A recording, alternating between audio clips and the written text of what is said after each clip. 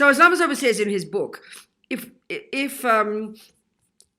during this life, if you want to help somebody, the time they need you most of the entire life is at the time of death.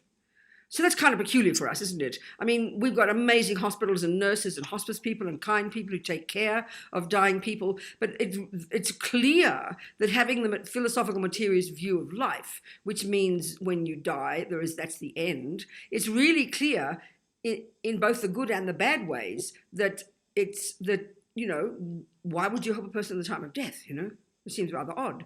But for the Buddhist view, this is a crucial point to really understand from the big picture point of view, if we're looking at the entire view of the Buddhist, the entire picture of the Buddhist view of reality, this utterly makes sense.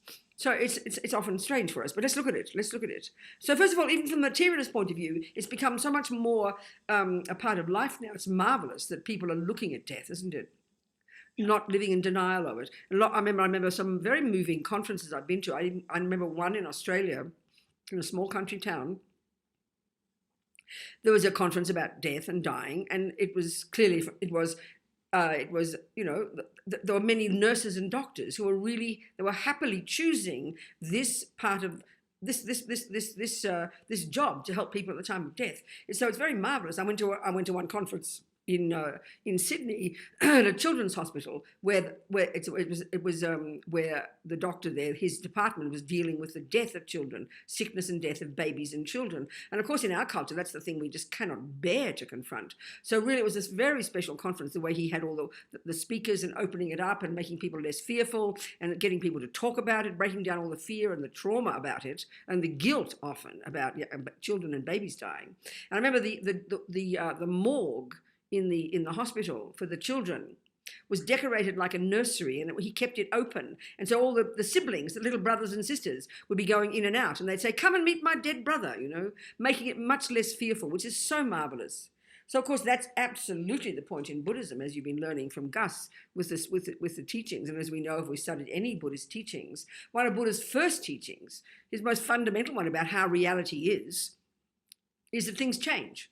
I mean, it seems almost so simple we're embarrassed to hear it. We think, well, of course we know that. But Buddha says, no, we do not know it. The way we experience life, the way we live, the way we talk, it clearly shows. We might know it intellectually, but experientially we live in complete denial of change. And so Buddhism, of course, has this marvelous analysis of why that is. And that's linked very much, of course, because of attachment, So at the time of death, so then why is it important for a Buddhist? Why is at that time when someone needs you most? So clear from the Buddhist perspective.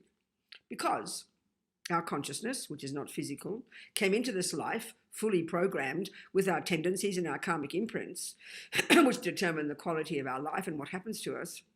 So anyway, at the time of death, all right, yes, so as the Buddha points out to us, in his main teachings about impermanence, which are so down to earth, which are so evident, but it's something we even are surprised about that we don't, because we desperately don't like change, we live in denial of change. And so, of course, Atisha, this marvelous Indian scholar and yogi and saint who came to Tibet in the 11th century or something, 11th century, I suppose, yes. And his little text that he wrote, which is the basis of the Lam Rim literature of Tsongkhapa, the first thing he gets us to talk about, the first thing he gets us to meditate on, is not just Buddha's vast teachings about impermanence in general, which are very fascinating, and even more so, not Buddha's teachings about subtle impermanence, which are really fascinating.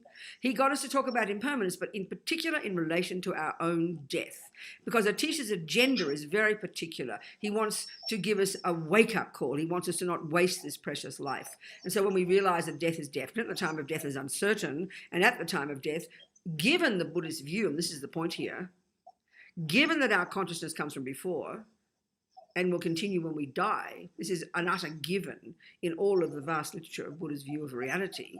Consciousness is not physical. It is not the handiwork of a creator. It is not the handiwork of parents, although they give us a body, no question, but they do not give us our thoughts, our feelings, our emotions, our karmic tendencies. These are our own. This is a fundamental point in Buddhism. It's the basis of all practice, this recognition, So given all this, Atisha in his text and then Tsongkhapa in the Lam Rim, one of the first meditations we do, which becomes the basis of living a better life, it gives us a wake-up call. when we begin to realize the certainty of this radical impermanence, meaning that this person that I'm so primordially attached to will not exist. It will die. That's a starting point in Buddhism. But it teaches gender is to give us a wake-up call not to waste this precious life, because then the next step he gets, of course, as we know, the next point he gets us to contemplate after thinking about this radical impermanence is that, given, which we learn about later in the Lam Rim, given that my mind is imbued with countless karmic imprints, we have no certainty that the rebirth we take won't be suffering. So then he gets us to consider this, which increases our wish not to waste this precious life. Then he gets us to think, well, whom can we turn to give us the methods? And then we take refuge. And then the real practice starts, which is the culmination of the first level of practice, the lowest scope of teachings. I like to call it junior school. It culminates in then starting to actually practice. And when we start to actually practice, that's abiding by the laws of karma, which is Buddha's entire view of the universe, of what a person is and what happiness is and what suffering is and what are the causes and exactly what we can do about it. That's when we really become a proactive Buddhist, abide by the laws of karma. So all of this, of course, is a huge preparation for the time of death when it comes. Because logically, if you live your life in denial of the fact that you're going to die, and given that we're driven by lots of delusions, especially attachment, that's why we live in denial of impermanence, because we're so attached to this me, this package, then we get completely caught up in attachment to me, and then our body and speech, which are the servants of our attachment, just follow the cravings of attachment. And then when attachment doesn't get what it wants, the body and speech follow the anger and harm sentient beings. Then we make a complete mess of our lives. When we do die, then it's a horrifying experience because we can't stand the thought of it, and we're resisting it mightily, and then we have an awful rebirth because we've not created the programmed our mind with decent karmic seeds. Because the essence of the point in Buddhism, as opposed to the Christian teachings and the Muslim teachings, the creator religions, Buddha absolutely is not a creator, and he doesn't assert a creator. Therefore, what takes us time to really get in touch with, which energizes us to live a good life, is not because we don't want to be punished, because there's no such thing as a punisher in Buddhism. There's no such thing as a creator. So there's no creator, there's no punishment, there's no reward, because there's no punisher, there's no rewarder. So this is the approach to karma. So when we really live our lives with this sense of urgency not to waste this precious life, because everything we think and do and say programs us, puts seeds in our mind, and given that we're going to die and we don't know when we're going to die, then just by thinking about this impermanence at this level, that time of death is, the death is definite, but the time of death is not definite, and then we start to abide by the laws of karma, then we live a marvelous life. Our life is transformed. I mean, all the Lamas say, even if we just have some semblance of realization, of genuine and sincere recognition of the reality of the changingness of myself every second and the eventual death of this person, this actually transforms our lives. We become more steady, less attached, less angry, less neurotic, more accountable, more fulfilled, and more content. And surely that's what we want. So then when death does come, it will be a relaxing event. And this is really true. For me, we know this somehow. We know if you've got some event in the future, like your driving test, you know perfectly well the extent to which you've driven throughout the time before the driving test, the extent to which you've thought about it every day and driven your car and prepared for your driving test, then that's the degree to which it will be a relaxing event and you will succeed nicely. But if you live in denial of your driving and think, oh, well, I'll be okay on the day, which is what we think about death, your driving test will be a shock and awful and a disaster. Well, it's the same here, So, of course, this kind of talk sounds very threatening, doesn't it? I mean, we're so used to hearing this kind of talk in religion, and because we're used to thinking there's a creator, and the creator's job is to punish and reward, it just kind of makes us very neurotic, It can be very shocking hearing about this idea of karma. But the thing is, the more we think about it properly, what it brings actually is a really healthy sense of responsibility. We get this incredible feeling, which is the Buddha's point, and it takes time, really, that we are actually the creator of ourselves. His Holiness Dalai Lama calls karma self-creation. I mean, it's pretty intense. And becoming familiar with this idea that I create myself moment by moment, rather than the victim view that everyone else does it to me and I didn't ask to get born and I don't play any role in my life at all and life is just good luck and bad luck and you cross your fingers. That's an appalling way to live our lives. And actually that's how we live our lives normally. So the view of impermanence energizes us because that death is definite. The time is not definite. And then when we start to think about karma, we realize that at the time of death, given that everything I think and do and say sows seeds in my mind, and then those that will be triggered at the time of death, and this is a very precise technical point, which we're now going to go into, as you've heard already from Gus, that, that every millisecond what we think and do and say sows seeds in our mind. And at the time of death, once the death process starts, and that's from the Vajrayana, and I'm sure you've been through that, haven't you, Gus? The death process, yeah. Then once that starts to kick in, usually a couple of hours before you stop breathing, but obviously it can be different from that. It can be immediate or it can take longer. So then once that process kicks in, another way of interpreting what happens at death also kicks in, and that's from the sutra teachings, and that's something in Lama Zopa's book. There's a chapter there about the role of the 12 links of dependent arising at the time of death. And this is a really important thing to understand, and this is quite technical. So we'll go into all of this. This gives us the nuts and bolts of how to deal with death, how to approach death, not just kind of cross your fingers and hope for the best, So there's logic to it all if we get the big picture in Buddhism. And then but the main one at the beginning is to start to recognize that I will die at some point. The broader teaching there is that things change. And because unless we're clairvoyant, we don't know what change will come. We don't know that the husband won't die on us. We don't know that our babies won't die. We don't know that our money will disappear. Nobody predicted not very soon before the event COVID-19 and the disaster that's happening on the entire planet. We're not clairvoyant. And even if we see certain signs of things, because we're so attached to the present, we don't pay attention, So then we don't learn from our experiences. So there's two ways of getting ready for death, preparing for death. The first is to live your life. And this is kind of the most obvious. To live your life in an appropriate way, which, using Buddha's terminology, means recognizing that death is true and that you will continue in another rebirth. That's the assumption here. That's the hypothesis we're taking as a Buddhist. And that everything you think and do and say programs your mind and will determine the future rebirth. So that's the most powerful point about first recognizing death and impermanence and then thinking about karma, because that's the piece that explains to us what we can do about death. So what we can do about death first is live a life in an appropriate way.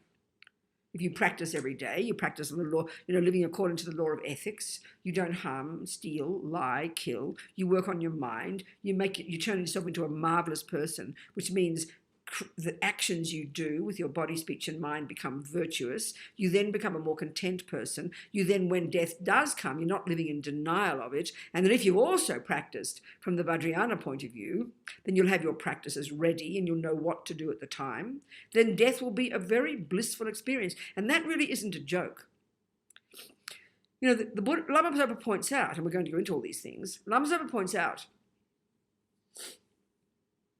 because attachment to me is the main source of the suffering at the time of death, because we can't stand the thought of not being me. So the main reason there's any fear at all at the time of death, Rinpoche says, is because of attachment to this person. And that usually means attachment to this body, because that's what we think of as me, isn't it? The thing we can see and feel. So this is the nightmare of the suffering of most people. I remember one of my friends in California, this is like 30, 40 years ago when she worked in the hospice movement then, she said it was a given among her colleagues that most people did die with fear. But the only ones she observed then who didn't die with fear were those who had some kind of spiritual philosophy. And that's not because they were great practitioners, but this is the real key point that Buddha's making when it comes to karma. We've all got viewpoints in our mind. We just don't think so. So if you're a materialist, you might say, oh, I don't believe in anything. But actually, of course you believe in something. You believe that you'll turn into dust when you die. You believe that you'll fall into a black hole. You believe that your mind is your brain. You believe that someone else made you. Everybody's got beliefs. It's a bit of a surprise to us because we just think religion is belief and everything else is truth. No, on the contrary, Buddha says we all have beliefs. Some of them might be valid and many of them are absolutely not. So, if you live in denial of death because you're so attached to this me, death will be fearful because, and we're going to give the reasons why, technically. But she said the reason, this is what I'm pointing out here, the people who were the spiritual practitioners, whatever the practice they had, it was not because they were great practitioners that they didn't have fear. It was because they had something in their mind about the future. They knew they would die and go to heaven with God. They had this confidence. Just now, I've read this several times. I read recently, a well-known person, actually. Who was it? Reese Witherspoon. A lovely interview with Reese Witherspoon, that amazing actor. Incredible woman. Amazing, wonderful woman. Makes amazing films. Has a production company. Makes her own films. Makes films for women. And she's got, I didn't read this before, but I read it yesterday, that she's got complete faith in God. And she said, I know where I'm going. And even interestingly, Lama Zopa, in his book, he quotes a woman he heard on the radio in Australia saying, I know where I'm going. People who have complete faith in God and complete faith in this afterlife, as they call it, but it's another rebirth, it's for the Buddha, called heaven. This blissful state where you're oneness with God. So for the Buddha, he has similar ideas. It doesn't call it like that. So this is an interesting point. So then for her, who also happens to have ethics, she seems like a really excellent person, lives a good life, helps others. She said, I'm not worried, she said. I know where I'm going. Well, that's confidence. So then that person will not die with fear because she's preparing for it. That's the point in Buddhism. The difference, of course, Buddhism wouldn't say going to heaven with God. Buddha would say taking another rebirth. So, of course, because we know from the Buddha's teachings there's a whole spectrum of possibilities of rebirth, you start becoming conscious about it and you want a decent rebirth, either another good human rebirth, or, if you've heard about Pure Lands, you want to get born there because you can get enlightened quickly in Pure Lands. And that's another whole discussion. Lama Zopa talks about it quite often in his book. But the bottom line is when we start to realize not even just you have faith in God, but that you have confidence in this process. Clearly that you have confidence in this law of cause and effect, that whatever you think and do and say produces the person you become. And because you know that you want another decent human rebirth after you die, then you simply prepare for it. You don't leave it to someone else. You prepare for it. You're the boss. It's a very powerful approach to live your life. And then, like with the Christian who believes in heaven, like with the Muslim who believes in heaven, you've got something to look forward to. And this is a very fascinating point. Rinpoche says in the Bodhisattva path, there's a way we can utilize attachment. Attachment is the reason we have so much fear at death, because you're clinging desperately to this body. But he says you can use attachment. And so, for example, Reese Witherspoon, looking forward to going to heaven, that's attachment. But it's very skillful. It's skillful means because her mind will be relaxed. She'll live a good life. She'll have a happy death. And when your mind is happy at the time of death, from the Buddhist perspective, that triggers the virtuous karmic seed that will determine your next life. That's the kind of technology we have to learn about in this explanation of the 12 links at the time of death. So we'll discuss this. We'll do this. So it's having confidence. And the word faith, let's look at the word faith. It's with faith. Confidence, confide, with faith. Confidence is a very necessary quality, And that only comes from our own certainty by reading the teachings, thinking about it, listening to who the Buddha is. And that's up to us whether we have confidence in Buddha's teachings. And that's up to us whether we have confidence in the law of karma. So from the very beginning, it's up to us, to be in charge of the process. This is the key. This is a particular factor in Buddhism that's quite unique to the Buddha. The idea that we create our own reality is definitely a unique view of the Buddha's, because he doesn't assert, he doesn't propose such a thing as a creator. And I'm not being rude. He says we don't need creating. Our consciousness comes from before and it will continue. We're the one who determines the kind of person we become. And that's a very powerful sense of responsibility to have. That's a very powerful idea philosophically, and if it's true, it's very powerful. And to get that, to have that view, demands that we take responsibility. We know perfectly well it's not just the people who make the crummy food that causes you to get sick. It's you who decide to eat the food. So you're the boss. It's fine to blame Marlboro for getting cancer, and you can even sue them, but that won't help you until you decide stop. You're the boss. You've got to stop smoking cigarettes. You're the one who chose to smoke cigarettes, indeed out of ignorance. So the karmic view brings us to the center of responsibility for our lives. And that's the particular component in the Buddhist approach to life, We are the boss. We are the one who creates our own reality. We are the one who sows the seeds in our mind that will determine our future life. We are the ones who in the past sowed the seeds in our mind that produced our present life. This is quite a powerful concept in Buddhism, and it takes time for us, I think, to really take that on board. Because the ego grasping in us, the delusions in us, cause us to feel somehow that things aren't my fault, that I'm not responsible, someone else made me, someone else is the cause of my happiness, someone else is the cause of my suffering. It's very powerful in us, and we don't need to learn that even as a philosophy because we feel it. But the Buddha would say that's ego grasping's problem, that's the delusion's problem. So living your life within the framework of the reality of death, that death is definite, the time of it is not definite. And then at the time of death, this is like the conclusion of these 3 points. Given that my consciousness is not physical, given it comes from the past, programmed with my karmic tendencies, with the seeds that I've planted in my mind from my past actions, I'm the boss.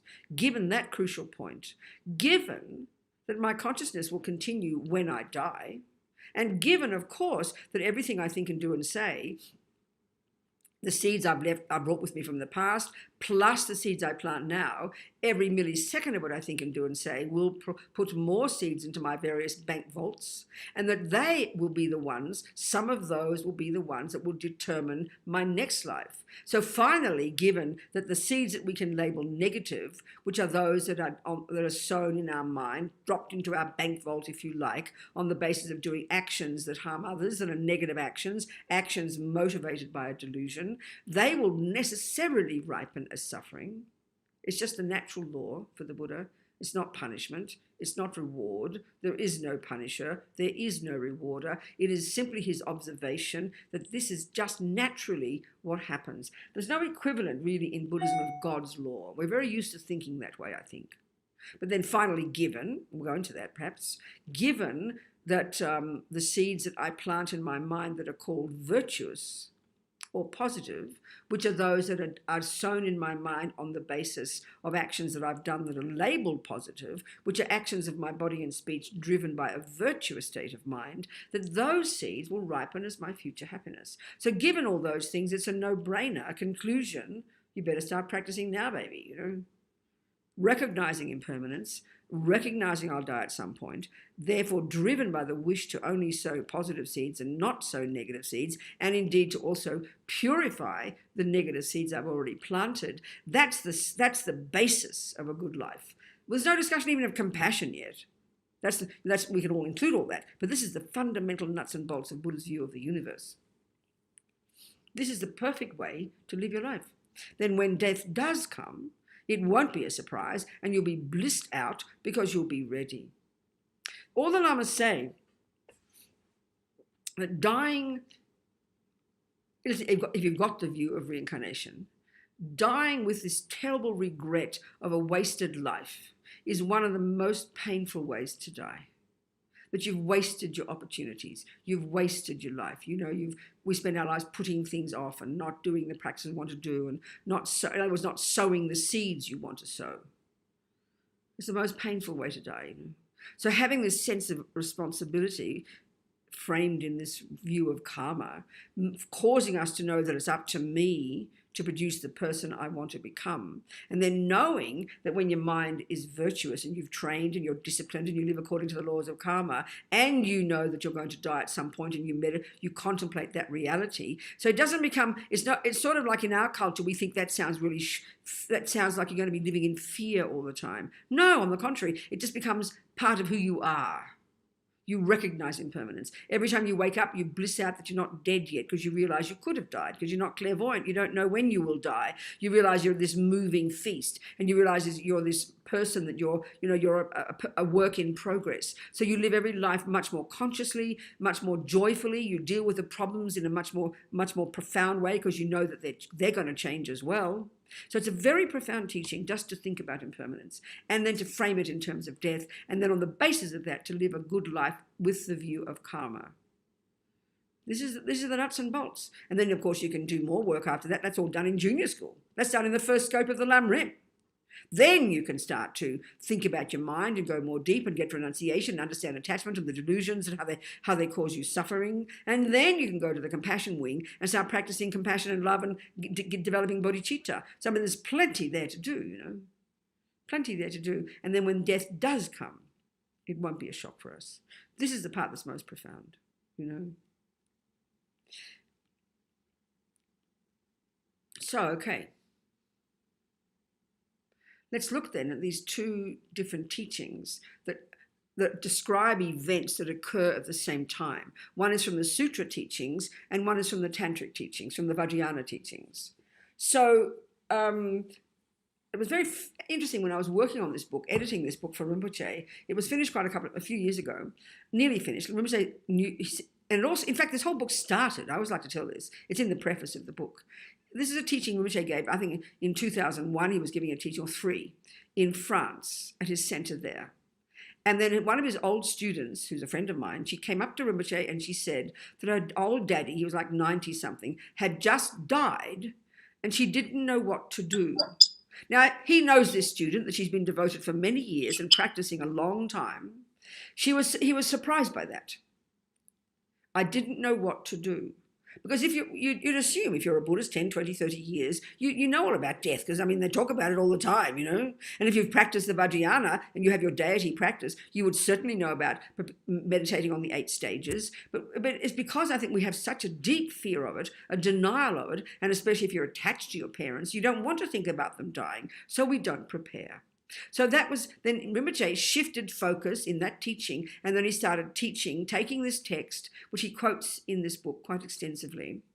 He used 2 sources for this teaching, at this teaching in France, about impermanence and death. One of them is a book in Tibetan that there's some man, I can't think of his name, wrote in Dharamsala and published in Tibetan, just to tell all these Tibetans about their own culture, about death and how to confront it and how to face it and how to be ready for it. It was really helpful. So he quoted quite a lot from that book, but he also quoted from the teachings of particularly Chögyam Rinpoche, who taught on death in particular at Land of Medicine Buddha in California a couple of years after that, somewhere later. So he used these as his sources, but of course he quoted from his other teachers as well, you know. So then that was the basis of the book, and he asked that be put together in a book, and I put it together eventually. But then I knew it wasn't finished because it was really quite short, you know. So then I had to really think about what was missing. Then I'd read through, and Rinpoche's been teaching for like 50 years, and all these archive of teachings are all there. So there's masses of material. So I just started reading different teachings in the archive, and suddenly came across these words about the role of the 12 links at the time of death. I'd never heard this before. It was very fascinating. I'd never heard it. So, you know, first of all, in general, I hadn't studied the 12 links, so I realized this was a really important missing piece, really crucial. And so let's talk about this. So the 12 links is a teaching in the sutras given by the Buddha, where he describes in great detail these 12 different steps that our mind and our actions naturally take every second of the day. So insofar as we are creating countless cycles of rebirth, countless types of rebirth every second. So the first one is this: ignorance, which gives rise to the next one, which gives rise to that, which gives rise to this, and therefore this, and therefore that, and therefore that, and therefore death, and off you go again. It's just this, and it's very, and I mean, I've not studied it in depth, and I had to read a bit about it so I can understand, but the way Rinpoche talks about it is specific to death, specific to what happens at death. So, okay, where's the book? I didn't get my iPad. Never mind, we'll just discuss it generally. Remember, the book is out by Wisdom. It came out this year, and it's called How to Face Death Without Fear. It was earlier published as sort of a hardback, looking like a bit like a Bible, and it was called How to Enjoy Death. This is the better version, may I suggest. It's structured much better. So, okay, this 12 links is very fascinating. At the time of death, So that's the one thing that goes on technically. And then the other thing that's going on technically is from the Vajrayana teachings, and that's this 8 stages of death, which is something that, as Tibetan Buddhists, we study this a lot. So it's something that we need to become familiar with because it's describing this deconstruction of the person. It's describing the actual technical deconstruction of the components that make up a person. And of course, it's from the Vajrayana point of view. So it's really important to understand this. So let's just describe that. Look at that just briefly. You've studied this with Gus, I realize. But then we'll bring in what happens according to the 12 links, because they occur at similar time. They're separate systems, but it's really helpful to understand, extremely helpful to understand. So in order to understand the 8 stages of death, we need to understand, roughly speaking, the Vajrayana presentation of a person, or of the physical world, of the world, basically. So according to the Vajrayana model of the universe, the more advanced teachings and philosophy of the Buddha, mainly only really extant among Tibetan Buddhists. All of the teachings of Buddhism come from India, but only some went to different countries. So the Theravadan teachings, the Mahayana Bodhicitta teachings aren't there. And then in Japan, that's the Mahayana, and Taiwan, but the Tantric teachings aren't there. It's only really in India that these extensive literature of the Vajrayana and all the tantric practices came and are still extant in exile among the great knowledge holders, So according to that model of the universe, there's basically only matter and minds. Minds are not physical. This is fundamental in Buddhism.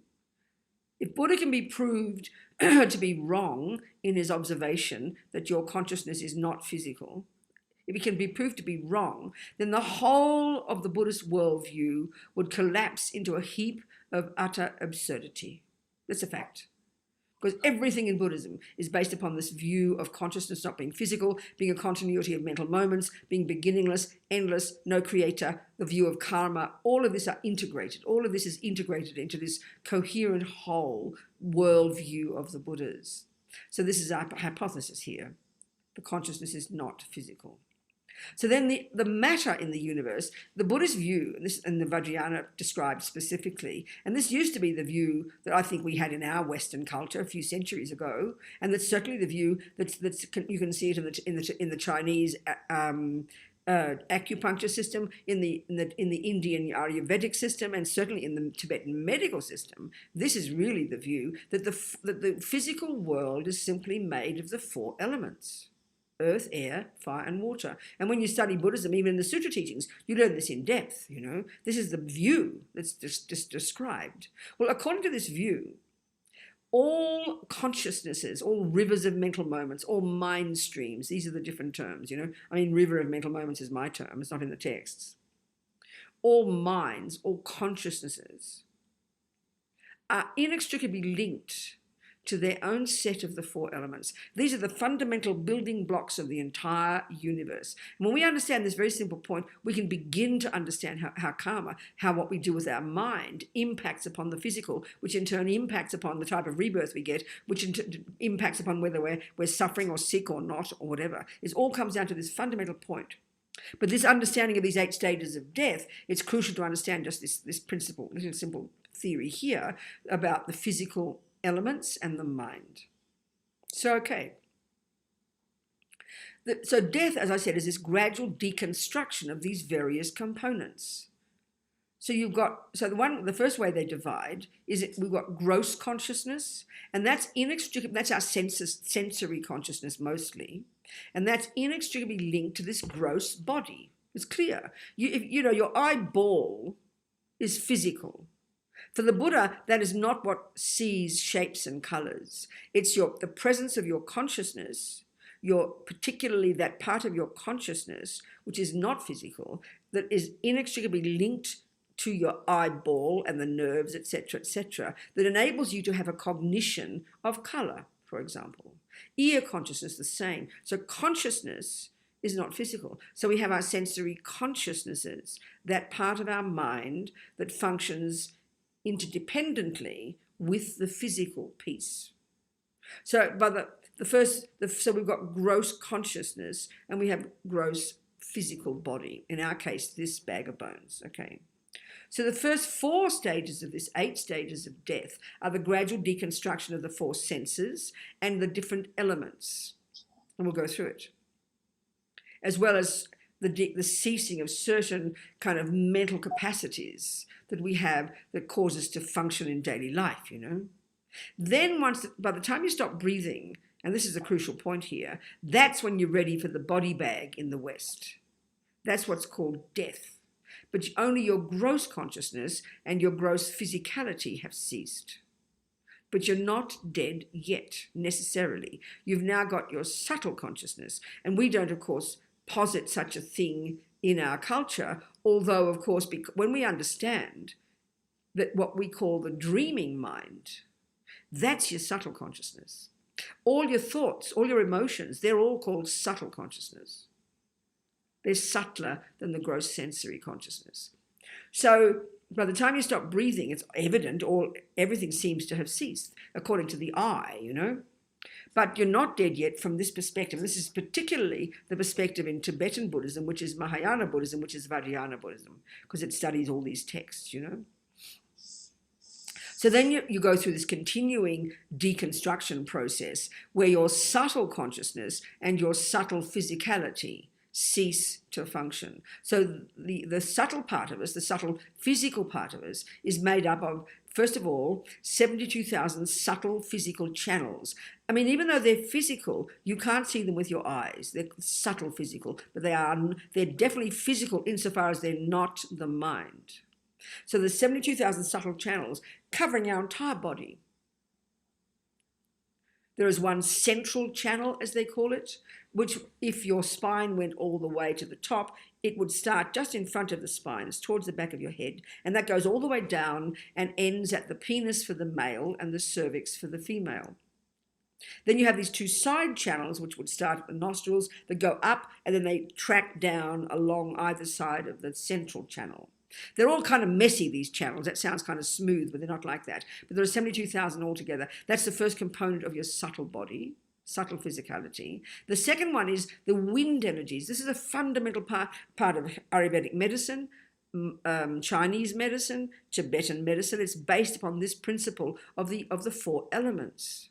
So the wind is the subtlest of the 4 elements. First, in the death process, and we're going to go through it, the earth ceases, the water, the fire, and then the breathing stops. But now your subtle wind is still there, and this is the point in the Vajrayana. And this helps us understand karma as we get, if we start to study more deeply. This subtle wind energy is prana, and there's many kinds of these, and they study in the Tibetan medical system 12, 14 years or something, all these different wind energies, because these are the actual basis of health. That's that system. Clearly, that is not the system we use in our Ayurvedic medicine now. It's very interesting. So all these wind energies coursing through all of these channels. But the crucial point is this. All of those wind energies are inextricably linked to all your different states of mind. I mean, this is, of course, absurd for us because we think it's the brain. Buddha's not discussing a brain here. That's not his view at all. So all the different, the love and compassion and kindness, all your delusions, all those states of mind, the thousands of states of mind, your virtuous ones, your non-virtuous ones, they're all linked to their own wind energies coursing through these channels.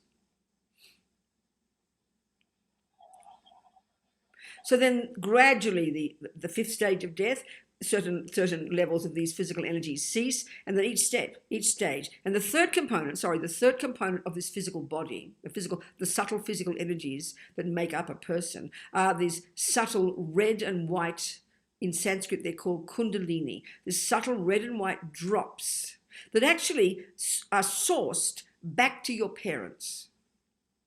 When you are conceived in your parents' womb, and we'll describe this in the death process, when you're conceived in your mother's fallopian tube, it seems to be, I think the system here talks about something different, but what I've heard is the egg and sperm come together in the fallopian tube.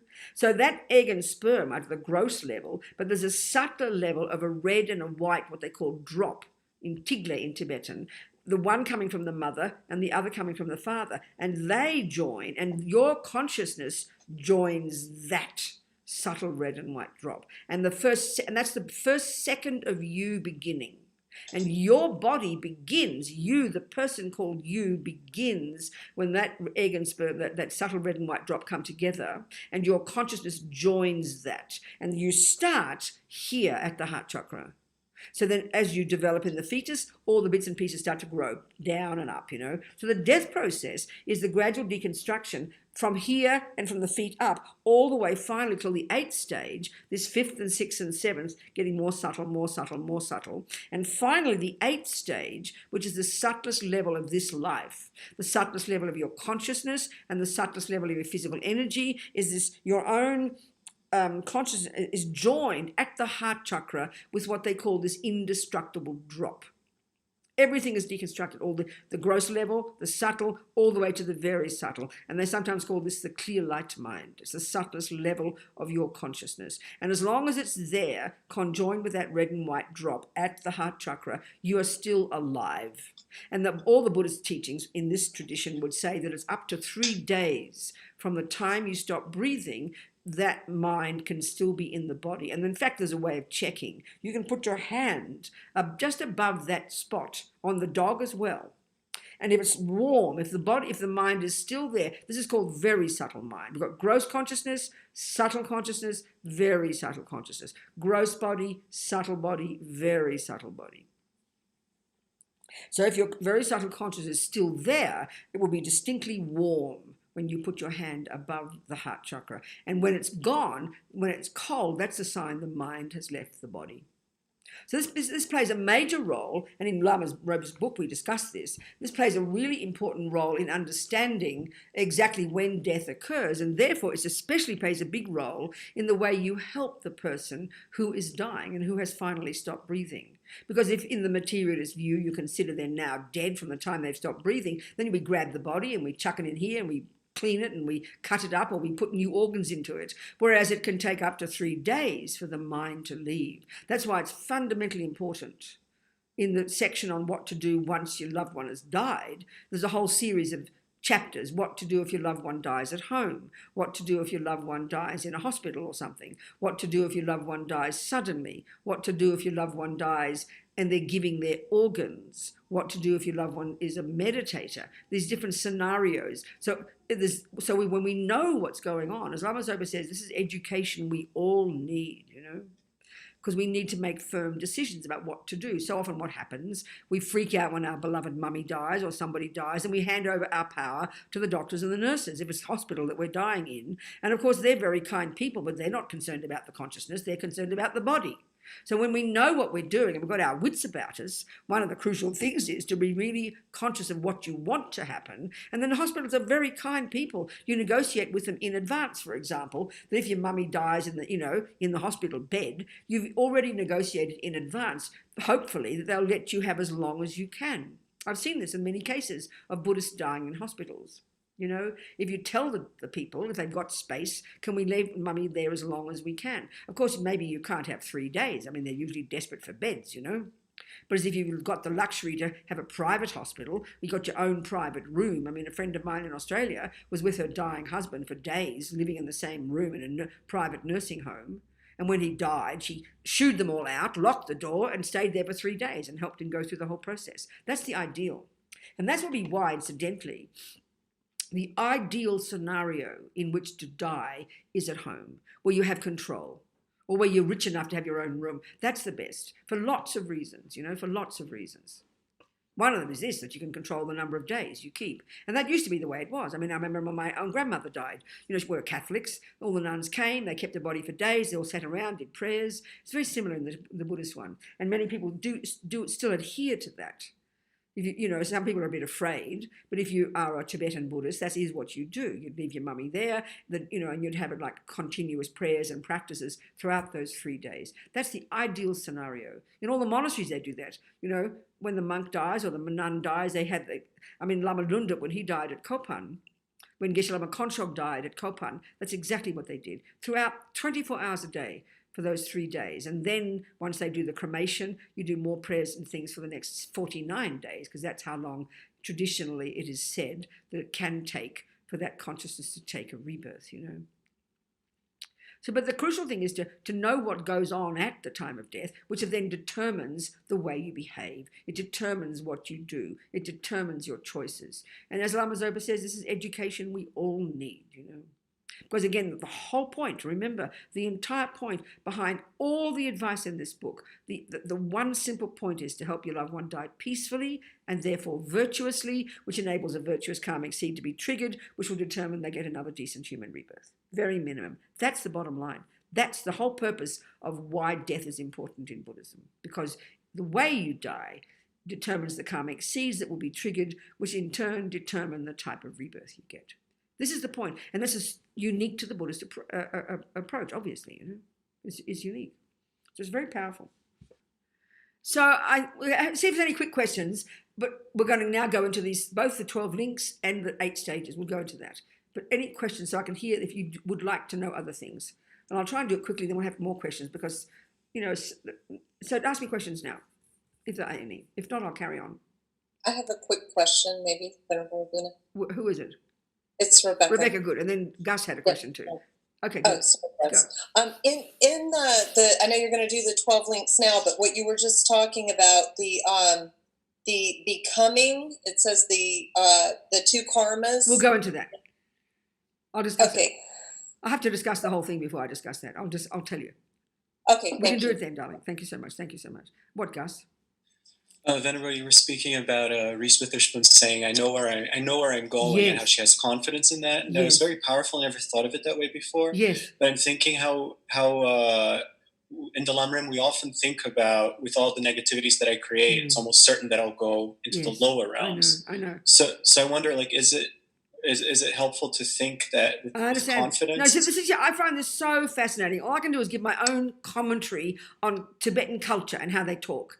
The thing that really, I mean, I'm not, it's true what they say, but for our minds, this is so shocking to hear. Culturally, this just completely freaks us out. And we are so riddled with guilt and shame. We're all bad already. And it doesn't actually have the effect that it seems to have on the Tibetans to cause them to want to practice. It just makes us feel more neurotic and makes it, because we're so used to feeling that we're being punished by somebody. Whereas in Buddhism, there's no view of a punisher. They know that's their responsibility. But somehow I find that Tibetans, I mean, not being rude, I mean, they're my teachers, you know, I'm a Tibetan Buddhist for God's sake, but they're just very fundamentalist how they talk, the way they describe things. That's why Lama Yeshe was so incredible when he first met Westerners at the same time as Lama Zopa.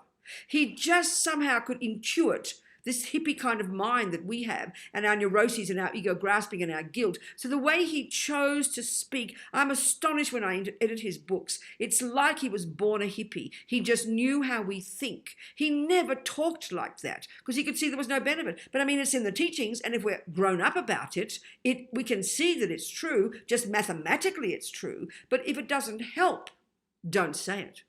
If it doesn't help, we've got to find a way that it energizes. So to say, and this is also the other interesting point, at the same time, Lama Zopa, when he talks about, for example, there's a chapter, because even after that 12 links chapter, I still knew the book wasn't finished. And then I realized it was about the Pure Land. So there's this lovely chapter on Amitabha's Pure Land. And if we have time, I'll try and describe that, because that's an alternative rebirth that's available to anybody, a regular person. Anyway, we'll go into that.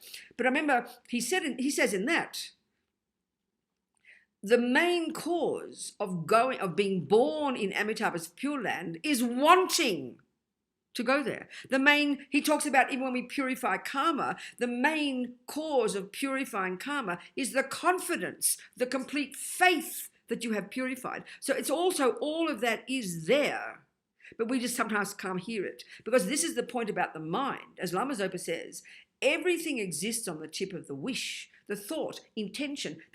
That's the first moment in the creating of karma, and that's mental action. So, you know, that one of the lower realms, and, you know, this rebirth is the only one, and we're going to go to the lower realms for eons, and all the negative karma is probably technically true, but if it doesn't work for your mind, then don't you be more optimistic. Think of the future rebirth. Think of going to Amitabha's Pure Land. Have complete confidence. Live a life of virtue, and your mind will be blissfully happy, and your death will be blissfully happy. So there's another way of presenting it, but the point is a really good point. That was incredibly helpful. Thank you. Good. I'm so glad. Otherwise, we just get so beaten and tortured and struggle mightily, you know, and it's just not helpful. If it's not helpful to our mind, what's the point? You understand? Yes. It's so Thank you important, so so much. important. And that's what really dawned on me when I edited this book.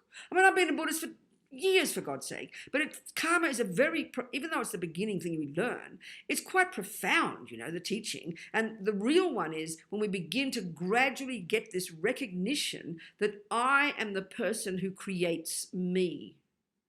I'm the one every second who is turning me into the person I want to become. That's an incredible sense of responsibility, and we don't normally have that because we're so addicted to being blamed, someone else creating us, someone else rewarding us. Even as Buddhists, we probably half think, oh, well, I'm sure I'll be a good girl. I'm sure Lama Zopa will take care of me. That's not the way we should be thinking at all. We should be getting a sense of, like, you know, if you want, you know, we've got a sense of responsibility. I'm the person who's doing it. And that's when we have that, then we really are in touch with the right thing, and we will have confidence. And what really struck me editing this book is that I've got to decide where I want to be reborn. I can't just, you know, often among Buddhists you say, oh, do you want to get reborn as a male or a female? Do you want to go to a Pure Land? What kind of rebirth do you want? We all say, oh, well, whatever's best, because we're too scared to decide. We've got to decide, Gus. I mean, if I'm going to go, you know, if I'm going to come to New York, I've got to have the thought, I will go to New York. That's intention. Then I have to create the cause to get to New York. It's not enough to say, I'll get there. That's what you do with a future life. I've got to decide, okay, I want to be born in Amitabha's Pure Land, or I want to get born as a human. There's only two options. So I've got to decide which one. And then I have to see what causes that. Well, you know, wanting to go there, seeing the advantages, creating the causes, practicing virtue, practicing bodhicitta. That's it, Gus. Then get the, you know, go buy my air ticket, get my case, backpack my bag, get to the airport on time, then I'll get to New York. It's not complicated. Next rebirth is exactly the same. Although it sounds hilarious to think like this. It seems too practical because we think next life is so mystical. No one knows. We're so used to that view. So when we start to realize I'm in charge of it. So when I started hearing about Amitabha's Pure Land, I had no interest in it before. And then we were in this chapter, it's very sweet. I started to understand what it was. It's a quick way to get enlightened, basically. I thought, well, I would love that. I'd love to be born with the Buddhas all around, with a subtle light body, no need for toilets and food and sex and drugs and rock and roll. I can practice 24 hours a day, get enlightened, then I can whiz back to the humans and help people. I thought, that's my plan. I've decided. So now, at the end of every night, when I go to sleep, I turn on my iPad and I hear my own voice reciting Tsongkhapa's prayer, the wish to go to Amitabha's Pure Land. That's and then I figure if I miss the boat to that one, then I'll get a human birth. And if I miss that one, then I'm in trouble. So suddenly it narrowed it down to realizing what are my options. And I mean, we live our lives like this. We're so intelligent. We love making plans. We love deciding exactly what we want and exactly what we have to do to get it. But as soon as it comes to rebirth, we become like babies, you know. Because we're used to the view that no one knows. We're used to the view of creators. We're used to the view of it being in someone else's hands and not mine. So that's a really powerful point. And then you naturally, when you know what you're doing, you can be confident. You can be. Lama Yeshe says karma takes care. And when we really do understand that the confidence in doing something is a main cause to do it. The confidence in purifying your mind, the confidence in doing anything is I can do it and I will do it and I am doing it. Then you will do it and it will happen. It's not mystical and it's not punishment and it's not reward and it's not cross your fingers. It's logic. You understand? Okay, good. So let's go back and continue. Next hour. So the 12 links. Okay, I'll do the two together in the first stages. So the eight stages, very roughly speaking, you know, the first thing to start to deconstruct, if you like, is the earth element. Oh, by the way, always remember, this is so important, this process of death is exactly the same as the process of going to sleep. That's not sarcastic, that's a fact. Physiologically and psychologically, going to sleep is exactly the same process as this death process occurs. The way it occurs, the same things occur. So the very first thing that occurs is your earth element ceases to function, and the result of that is your body becomes very heavy. Now we know that. When you're tired, you can hardly move your body, isn't it? It's so clear. Simultaneously, the I consciousness ceases. Now, we all know this experience. I'm sitting there chatting to Gus, and I'm sitting up, and we're having a conversation. You know, especially this one, your eyes, you're really tired, and you're struggling to keep your eyes open, and you can hardly see anything, isn't it? I mean, he doesn't know you're going to sleep yet. And we know this experience when you're driving a car, especially your eyes become, you suddenly they glaze over and you can't hold much information at all. This is the sign of this gradual deconstruction of these components, At the same time, there's a particular set of, they call it sounds abstract, but try and hear the point. There's a particular way our mind functions, and they call it the 5 wisdoms. So one of these is the capacity, this one begins to cease at this first stage. It's the capacity of our mind to hold a lot of information all at once. So when you're wide awake and wound up, and just even now sitting here, maybe we're watching each other, but our eyes are cognizing a whole bunch of other things, and this capacity of the mind is holding all that information, a whole lot of information. But it's really clear as I'm becoming sleepy, that shrinks. I can hardly hold anything in my mind. That's really clear. So my body's getting heavy. My eyes aren't cognizing so nicely. That capacity to hold a lot of information is ceasing to function. And then very simply, the 4th thing to happen, and we're not aware of this. This is the way they just label each of these 8 stages in terms of this particular subtle kind of thing that occurs in the mind that only the great yogis are aware of. But this occurs every time we go to sleep, and of course every time we die. So this first one is called the vision of a mirage. So if you think of a mirage, that's the interplay of earth and water, isn't it? So because the earth element is beginning to cease, it now gives rise to the water element. That becomes prevalent. So there's this subtle vision of a mirage, they say. So when we do this as a meditation, and that's how it's guided in the book, Rinpoche recommends it, then you pretend you're imagining it because you're getting used to this. And this is a really powerful practice. The great yogis who have got concentration, they go through these stages. There's a lovely chapter in the book, a very important one, called Death is What the Yogis Have Been Waiting For. Because very logical, very simple, very technical, not some romantic idea, they've practiced all their lives doing their meditations, in particular in the Vajrayana, where they've trained their consciousness to go through these 8 stages, which is what occurs even when you're meditating. If you get to the more subtle level, your earth element ceases, then the water element ceases, the senses cease. That's what occurs in meditation, if you're a successful meditator, where you've accessed the subtler level. So they go through this and they're training their minds for the time when death does come, because the process of death is much more radical. These 8 stages of deconstruction are much more powerful, much more potent, much more radical. And they're ready for it. They go through and they're conscious at each of these stages. And the greatest yogis can remain at the 8th stage, at the subtlest level of their mind, and they can meditate for hours, days, weeks, and even months, literally getting enlightened, literally getting rid of all the misconceptions in the mind, removing all the obstacles to liberation, all the obstacles to omniscience. It's a very powerful, practical thing they're doing. Death is incredibly important. So, at this gradually goes into the 2nd stage, when now your ear consciousness begins to cease. Your ability to distinguish between pleasure, pain, and indifferent kind of merges. And we know this experience. I'm talking to Gus, and that last 10 seconds, I didn't hear what he said. We know this experience because my ear consciousness is closing down. The senses are ceasing. The next element, earth, water. The liquids in the body begin to dry up. That's why when you wake up in the morning, because you've been through these 8 stages, you wake up in the morning, isn't it? Your body feels like lead. You'd rather just go back to sleep because the earth element hasn't quite come back yet. And absolutely for sure, we can experience the water element. Your eyes are dry, your mouth is dry, because the water element had ceased, or at least calmed down, not totally ceased, And when you're in a coma, exactly the same thing. You've gone through the same stages. So the second one is the capacity to distinguish between pleasure, pain, and different ceases, the wisdom or whatever they call it. Then there's the ear consciousness, then the water element, and then the sign then is this subtle sign of and it's really the interplay of water and the next one, fire. Well, they refer to it as smoky, smoky. And then this is the subtle vision. And the next one is the capacity of your, the so-called wisdom, is the ability to distinguish between friends, enemies, and strangers. You're losing the plot. You're deconstructing. You're losing the plot. You're still breathing, but you're gradually losing the plot. At this point, you don't distinguish between friends, enemies, and strangers. But this is the point now. Before that begins, generally speaking, it does seem that the whole process of these 12 links, the particular ones that play a role at death, they are occurring right about this point. This is the point, and in Lama Zopa's book, he quotes Pabonka Rinpoche.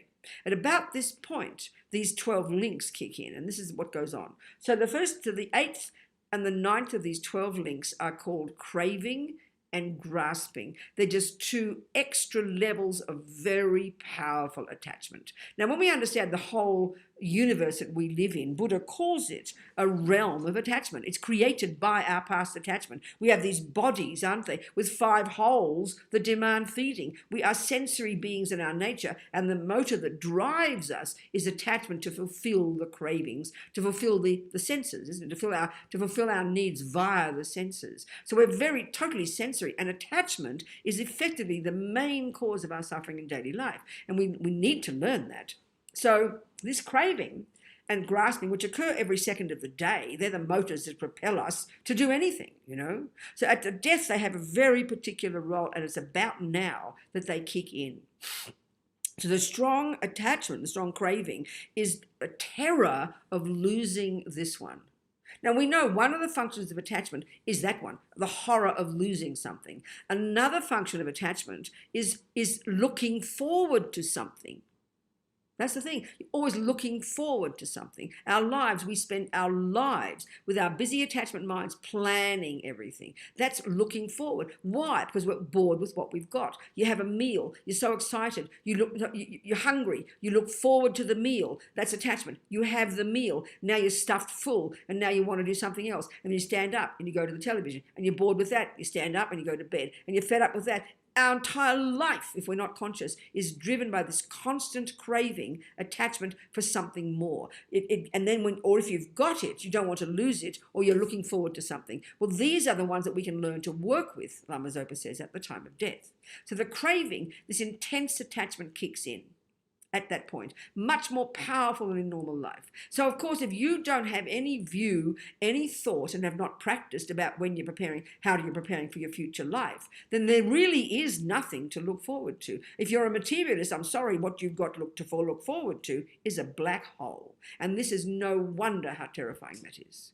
Look at the horror. That's why if you're a Christian, you know where you're going. You're looking forward. You're thinking about God. You've been thinking about heaven.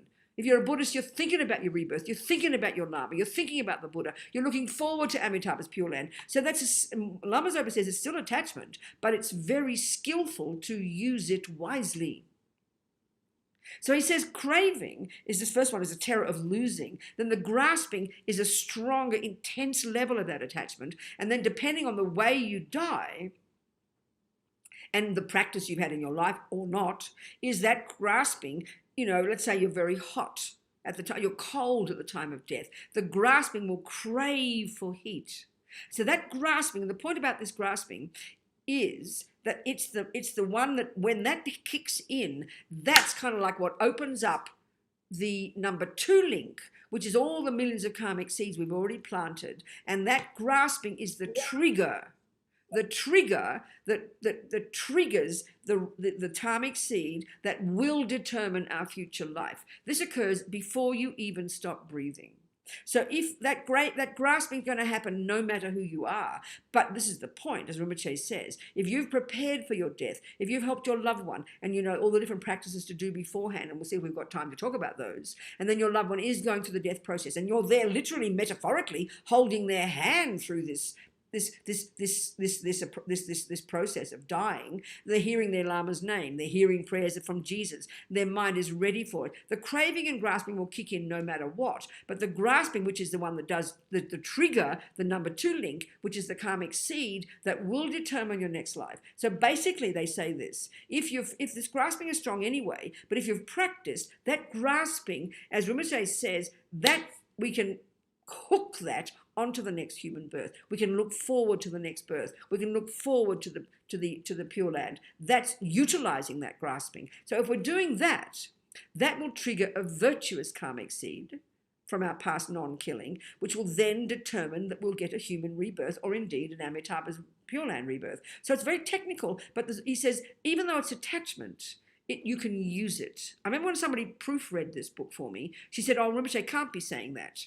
But he is, exactly. And that's the Mahayana. It's not just when you get to the Vajrayana that you can use attachment. It's on the Mahayana you can use attachment. I mean, it's really reasonable. It's logical, you know.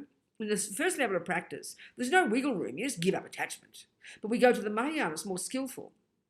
You know, because you put bodhicitta motivation into what you do. You attach to the meal, but you put bodhicitta motivation for eating the meal, so that helps you mitigate the attachment. You've got a relationship, you know, a love relationship with somebody. Of course it's attachment, it's all attachment, but if you have bodhicitta in it, you transform the action. That's what skillful means to understand this. We're helping utilize our attachment, you know, and at death especially. Because and so the point is, they say about this point where you still got your wits about you, your body can still move. This is where you can see very clearly by the way a person behaves, whether a negative seed has been triggered, and then their death will be intensely fearful, intensely shocking, freaking out, screaming, because their mind is getting more subtle and they're seeing their future suffering rebirth. But equally, for a person who dies well, and for whom a virtuous karmic seed is triggered at this point, they will be radiant. Death will be a blissful experience because the karmic seed that determines your next life has been triggered, and then you can literally see it coming because your mind's getting more subtle. So this is the period that it's so important. And that's for the pussycat, for your dog, for your grandmother.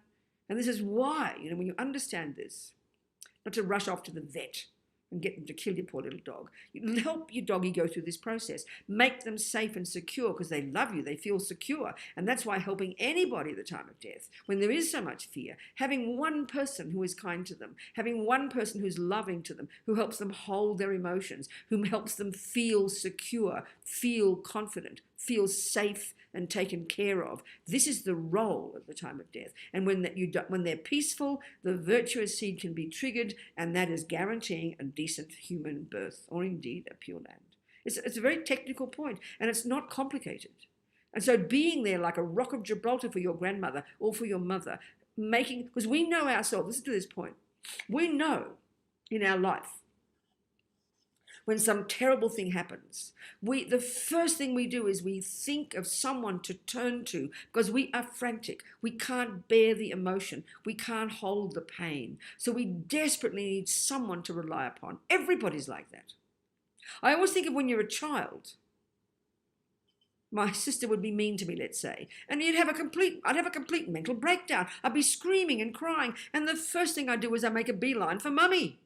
Mummy, Mummy, I look up into her eyes. She can see I'm having a mental breakdown, like as if the earth has collapsed. But all it is my mean big sister, you know. And, you know, listen to this. This is powerful. What does my mother do? She can see my pain. She simply says, oh, darling, it's all right. And she gives me a hug. And guess what? I immediately believe her. That's how you help somebody. Just by being there, being loving and kind. I think of some of these old people's homes that I've been to. It's just beyond a nightmare, you know, the horribleness of them. There's no awareness of the mind. No one cares about these old, rotting old bodies, you know. I mean, they're drugged out of their brains, got television shoved down their ears all day and night because we don't understand the mind. And if I think of that, you know, even just the cleaning lady, kind, loving person who comes up to you in the bed and says hello, that's the most precious gift. Because there's so much fear and no one is prepared for their death. No one knows what's going on. No one has any answers. No one's helping them. This is why it's so important to help someone at the time of death, to be loving and kind, to make them feel secure, to make them feel supported. And then that means their mind will calm down. It's so obvious, you know, so important, so powerful. So at that period is when the karmic seed kicks in.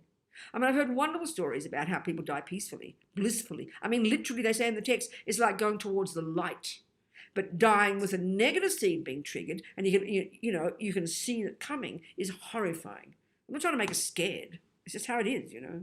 I mean, this one friend of mine at Vajrapani in California, this is years ago, her husband died there. He's an Australian. I knew him. And he fell off the roof, and he's dying in her arms. She said he was radiant.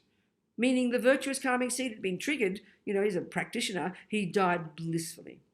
You can see it very clear. The difference is stark. even with something that Rinpoche mentions an example of this in the book, because I mentioned it to him from an example that I had heard. A friend of mine in Australia, who's a nun who works with the dying, she explained to this particular situation of one man as he's dying, this process is happening, and then suddenly she said she's never seen anything like it. It was so horrific. He became like a demon. His eyes turned up in the back of his head. He was like screaming in agony, seeing these monstrous visions, it seems like. So this other story, this man, he had freaked out, and then he calmed down, she said, and then he died peacefully. She spoke to her lama, and he said, yes, it seems like he had this huge experience, like purified a lot of negative karma by having this horrific experience, but then his mind calmed down, and then a virtuous karmic seed was triggered, and then he had a good rebirth. And Lama Zopa said there was a similar experience. So this is why at the time of death, when this process is happening, it's so important to have everything conducive and perfect. And that's why, for example, dying in a hospital, I mean, I'm not criticizing hospitals as such unbelievable people. Look at these days now, people sacrificing their own lives, taking care of other people. But because of the chaos, it's not being horrible. The main thing at the time of death, because as the mind gets more subtle, you become unbelievably sensitive to the tiniest sound. So this is why the ideal is to be in a completely silent room. Only people who know what's going on should be there. Even before you die, one of the many things Rinpoche says is not to have all the troublemakers in the room, not to have all the emotional people, not to have the pets. I mean, we have so much attachment to our pets, and in our culture, we don't distinguish between attachment and love. But this can be so disturbing for the person dying. You've got to really you've really got to make the situation perfect with only the sounds of Dharma. To say to your grandmother, who's a Catholic or a Buddhist, only the sounds of Dharma. Everything in that room should only be conducive for the person who's dying to be peaceful. The sounds, the things they see, everything in that room should be beneficial for that person.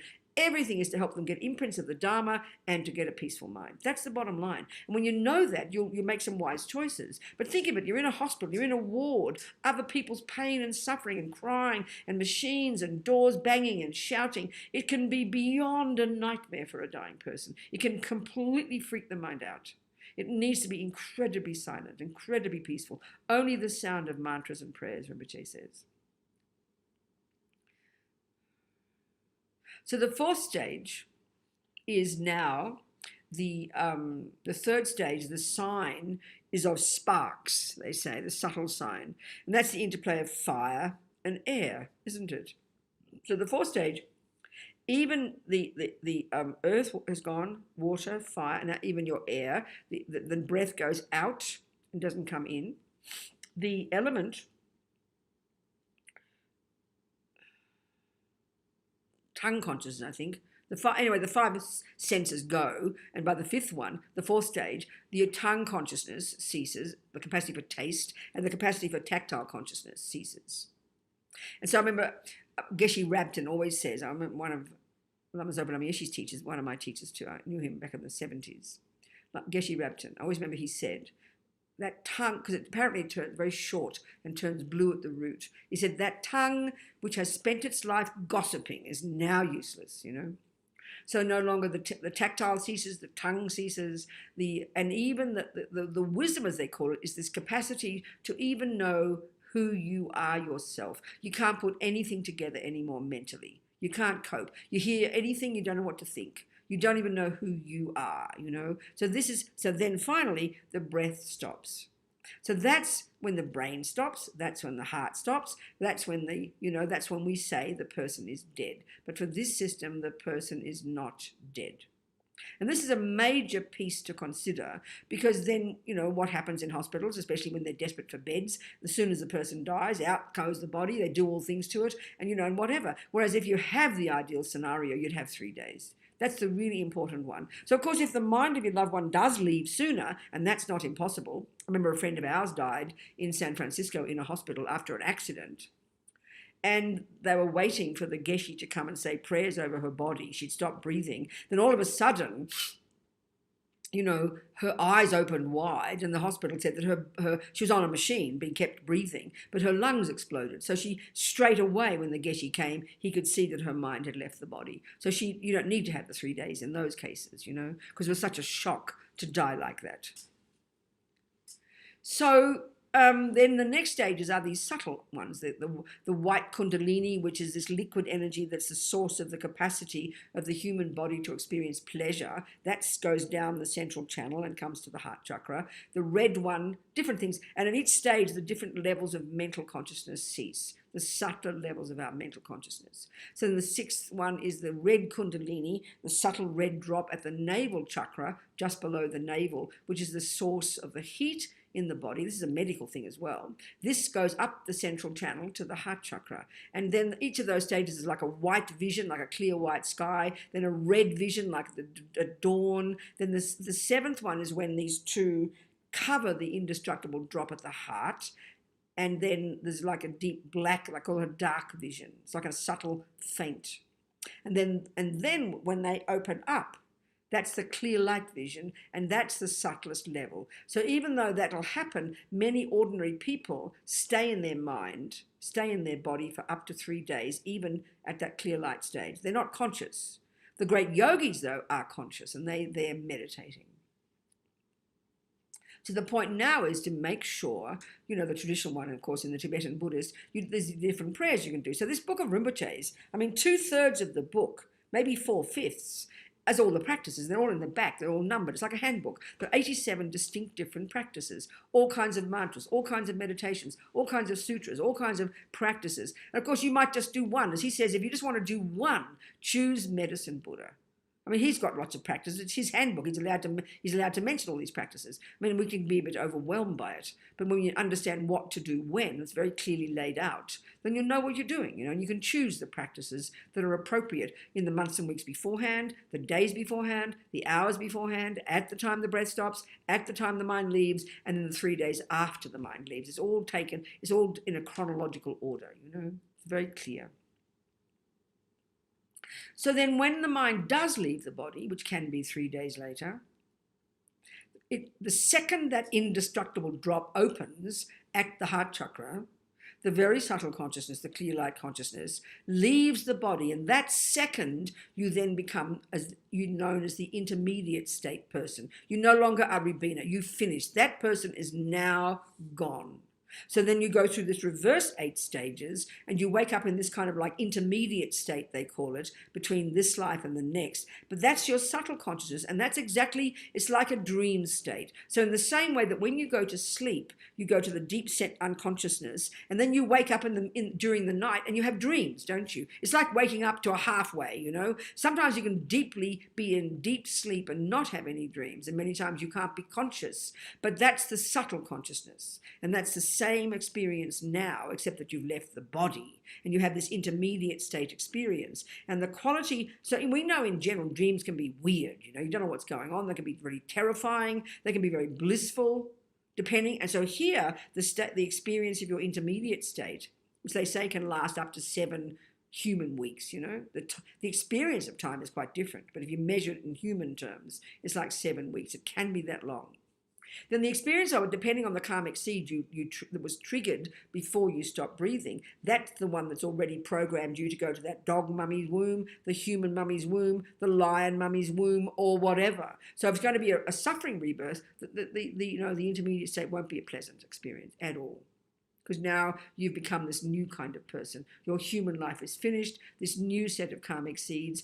And at the time before you stop breathing, it's the karmic seed that determines your rebirth. It's the next lot of karmic seeds that determine the type of personality you have. The next lot of karmic seeds, which determines the people you meet and how they see you and treat you throughout your life. And the final lot of karmic seeds, all of these are triggered before you stop breathing. You're already programmed for the next life. There's 4 ways that karma ripens. The 4th one is called environmental karma. So the first one is the type of rebirth you get, in our case, human. The second lot of karmic seeds that were triggered before we stop breathing are the ones that they're called intentions, or kind of, your tendencies, basically, our personality traits, the kind of person we become. These do not come from our parents. This is crucial for the Buddha. They might affect who we are. They can teach us or encourage, but they don't give us music. They don't give us being good at football. They don't give us anger or jealousy. Our own tendencies were triggered at the time of our past death. So that track of karma is called intentions, similar to the cause, which is what our personality traits are. The next lot of karma is all our experiences at the hands of others in this life. We're very social beings, aren't we? We meet people from the time we're born, and they either are helpful to us or they're mean to us. Look at some people. They live their lives being treated beautifully, never get harmed, never get lied to, never get stolen from, never not given things, never treated ugly. Some people have a fortunate life. It's not good luck. It's not because they've got nice parents. They created the cause to create lots of virtuous karmic seeds such that everybody is kind and loving to them. Some people we can see, look at the earth, look at the humans, the suffering lives they had. That's the fruit of their past actions. Everybody experiences the fruit of their own past actions, but all the good ones as well. But our tragedy is we only think of karma in terms of the bad ones. It's very, very, very bizarre that we do that. You know, bad things do happen to us, but if we counted all the good things that have happened to us in our life, and I'm meaning moment by moment, things we utterly take for granted, getting food every day, having a bed to sleep in, having people to be kind to us, will be thousands and thousands and thousands of them, but we never think of them. We never ask, why do good things happen? Only when it's bad, which is why we're so tortured. And why we have this, just, you know, for what it's worth, we've got a bit of time, because the philosophy of attachment and anger are so outrageous. Attachment is this assumption that drives us every second. It's an assumption that I deserve only good things. It's the hubris. We assume we deserve good. So anytime anyone is kind to us, we sort of take it for granted. We never think twice about why we get a decent meal. That's because of your past generosity, people. Every second you experience a good thing, every one of those seconds is the fruit of a virtuous action that you did. We'd be blissed out if we realized this. We would really count our blessings as we hear. But no one's given it to us. We have created it. And then the few bad things that happen, and yes, some bad things really do happen to us, we also know that they are the fruit of our past actions. And so then aversion is anger, is this arrogance that assumes I don't deserve bad things. Attachment thinks I do deserve good. These are completely irrational, that we've made them up. They're voices of ego. When you have the view of karma, you fundamentally change that. You realize everything that happens, you created. Those weeds and those flowers in your garden, they are your weeds and your flowers. You don't go, who put weeds in my garden, and get outraged. Never. You know it's your garden. There's automatic sense of responsibility, and then you know what to do to change it. But the way we live our lives with the crazy delusions we have and the misconceptions, we think we're innocent victims who didn't ask to get born, and all the good things that happen are good luck, and all the bad things are bad luck. And we love the good and we hate the bad. I mean, we're demented. No wonder we suffer, Buddha says, you know. So the four lots of karmic seeds all trigger before we even stop breathing. And then eventually in the intermediate state, mummy and daddy, in our case, hop into bed or wherever they hopped. And then the karmic conditions ripen and we run like a magnet and we leap into the fallopian tube. And they say in the text, if you're going to be born a boy, you're attracted to your mother. If you're going to be born a girl, you rush to the father. And then you wake up and now you're a new person, growing in the womb, carrying out, fulfilling all the karmic seeds that you planted. You create yourself. It's a powerful concept, karma, you know. So any questions? Before we 25 minutes. Any questions? Hi, Venerable Rabina. Thank you so much. Good, darling. Talk to me. Who is it? Teresa. Good, Teresa. Talk to me, sweetheart. Two quick questions. What was the fourth out of those ones with that determine the karmic seed? You said okay, good. Yeah, the 4 ways that karma ripens, you mean? The fourth one is karma ripen. Yeah, no, the 4 ways, you mean you're asking me what are the 4 ways that our karma, the 4 lots of karmic seeds, the 4 bank vaults, yeah? Is that what you're saying? Yeah. Okay, good. I missed the fourth one. Yeah, no, I didn't finish. The first one is called the fully ripened result, and that's the type of rebirth we get, in our case, human. And that karmic seed was triggered at that time before we stopped breathing. And in our case, a very virtuous karmic seed from past non-killing, practiced in the context of keeping vows of not killing in the context of a spiritual practice. It's really powerful. Just being good is not enough, you know, Lama Zopa says. So that at the same time, the karmic seeds that would determine our personality traits, all our tendencies, they're all triggered. The third one is called experiences, similar to the cause, which is all the way we're seen and treated by others. And that's pretty clear. We're very social beings, aren't we? Since we're conceived up to now, we can divide our experiences into happy ones and suffering ones in relation to others. It's very powerful. And the fourth one, honey, is called environmental karma, which means the very physical world, the way it impacts upon us. So let's just think of one example of one action and the 4 karmic results. So for example, non-killing, the karmic result would be a human birth. We've got that one. Second, you wake up in this life with no thought to kill. Now, this is very fascinating because we can see most of our people, most of the humans on this planet, and even with respect, most religions teach that it's okay to kill some people. And most of us just think it's normal, especially the materialist world, because we think that ants and creatures don't have any feelings, so we just kill them all. We kill animals, we eat them, we slaughter things. It's incredible. Killing is a very strong habit among humans. So the Buddha's view is, that's the habit from having killed in the past. But if you wake up into this life with no thought to kill, or very soon afterwards, let's say when we become Buddhists, we decide we won't kill, that's because of the habit of not killing. It's stupendous. It's marvelous. It's one of our most important practices. The third way non-killing would ripen. Now, let's look at now. Lots of millions of people are sick now. People are dying young and are getting killed. Some of the people are getting killed. The police are killing people. Your next door neighbor kills somebody. The car kills somebody. Or you get COVID-19 and you die young. That's the karmic result. Dying young or being killed by somebody, that's the experience similar to the cause, the third kind of karma from past killing. But past non-killing, look at us. We've got that one. We're not dead yet. Nobody is killing us. And we haven't yet died young. Some of us are even old. Because maybe we haven't had COVID-19, or we might have, but we got better. That's the fruit of non-killing karma. We've still got non-killing karma in our petrol tank. And the fourth way non-killing ripens is called environmental karma. And that's the very physical world, the way it impacts upon us. So the karmic result of killing environmentally is that the very physical world itself harms you.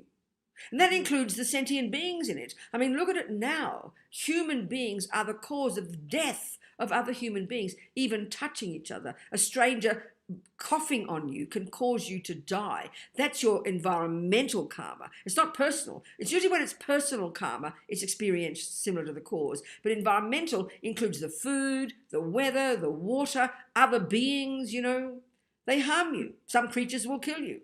But that's the environment for you. It's very fascinating. So here we are experiencing the result of non-killing. We've got a human body. If we've got a tendency to not kill because we're living in vows, that's the result of non-killing. The experience similar to the cause, we're not dead yet, we haven't been killed, and we're still alive, that's the result of non-killing. And the environment, if we can eat reasonable food and breathe reasonable air and drink reasonable water and the things aren't killing us, that's the fruit of non-killing. So how incredible, how fortunate.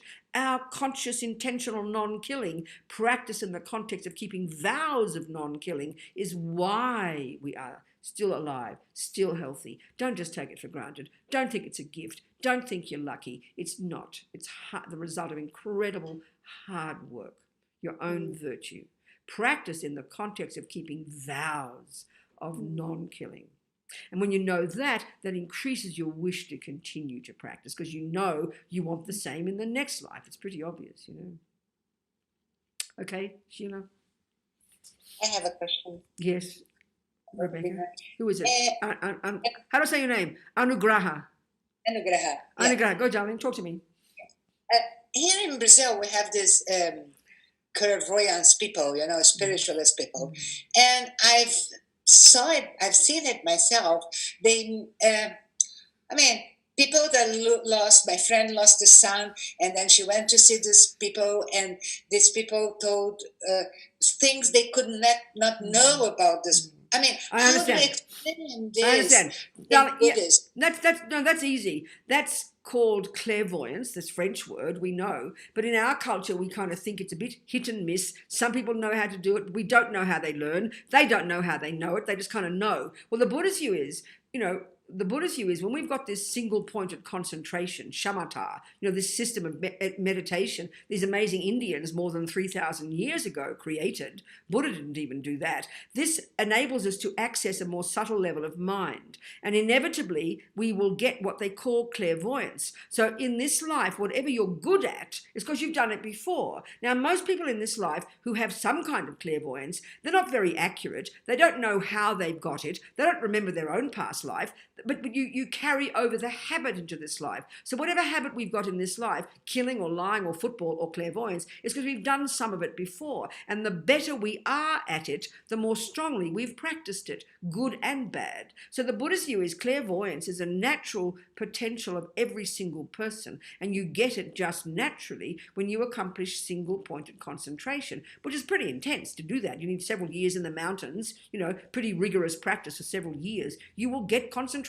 And that means you will access a subtler level of your mind, which is capable of seeing the past and the future and the minds of others. So all these great lamas, it's a fundamental necessity. Buddha says you can't really begin to help people until you've got that capacity. But we're talking here in Buddhist terms as a much more powerful, when you've really got this clairvoyance, it's not just hit and miss. Everyone you see, you know their past. You can see their mind, you know their karma. And the really great lamas can see countless lives into the past and into the future. This is a fundamental necessity to really help others. And you mix it with bodhicitta and wisdom.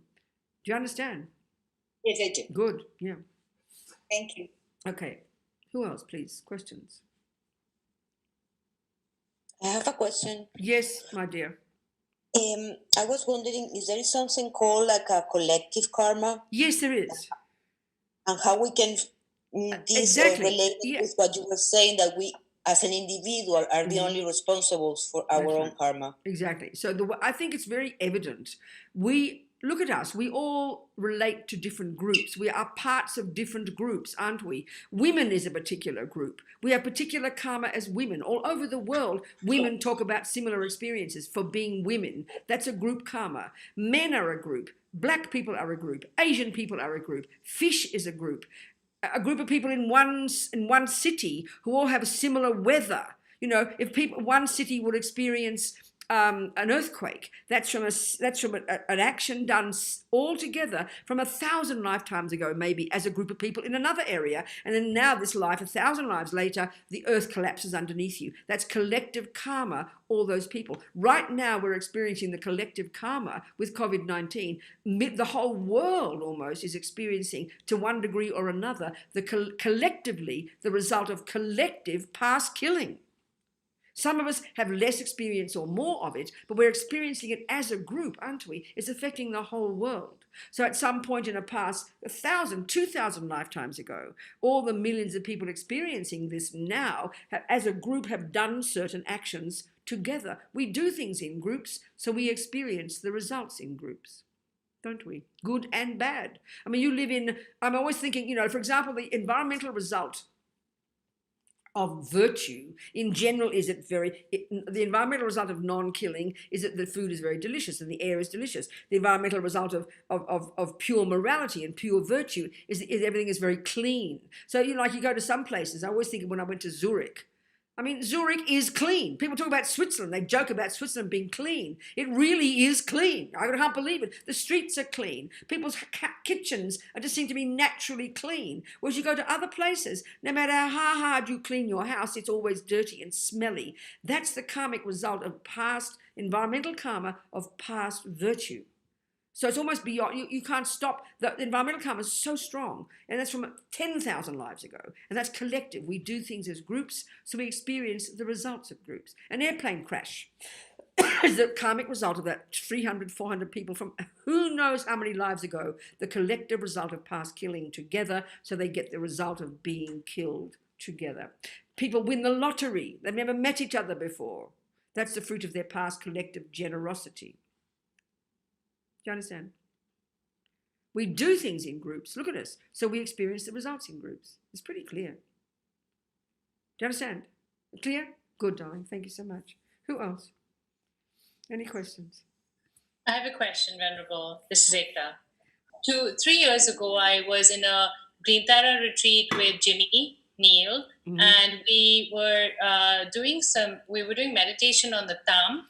Is that, I want to understand that meditation of imagining almost the different kind of lights and energies.